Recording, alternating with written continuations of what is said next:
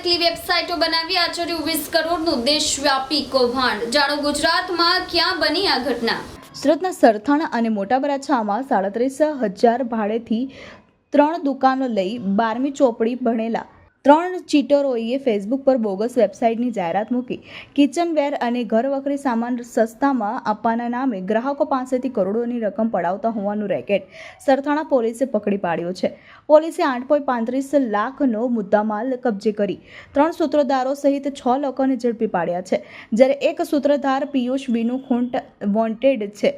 સૂત્રધાર સાગર ખૂંટ અને તેનો ભાઈ પિયુષ ખૂંટ તથા આશિષ હડિયાએ બી.ટેક અને MCA ભણેલા વિદ્યાર્થીઓને 30,000ની નોકરી પર રાખી ખોટી વેબસાઇટથી છેલ્લા 1.5 વર્ષમાં 30 કરોડથી વધુની કમાણી કરી હોવાની વાત સામે આવી છે। આ ટોળકીનું કામ ફ્લિપકાર્ટ જેવી દેખાતી બોગસ વેબસાઇટ અને QR કોડ બનાવી ફેસબુક પર કિચનવેર અને ઘરવખરી સામાનના સસ્તા ભાવે વેચવાની જાહેરાત મૂકતા હતા। આ ઠગાઈમાં સિમ કાર્ડ સહિતના ડોક્યુમેન્ટો તેમજ બેંકની કીટો આશિષ હડિયા ભાવનગર અને જૂનાગઢથી લાવતો હતો। આશિષ 5 થી 10,000ની લોકોને લાલચ આપી બેંકની કીટો ઉપરાંત ડોક્યુમેન્ટો તેમજ સિમ કાર્ડ લઈ આપતો હતો। પોલીસને ઠગ ટોળકી પાસેથી 700 ઈમેલ મળ્યા છે। આથી 700 બેંક ખાતાનો ઉપયોગ કર્યો હોઈ શકે છે।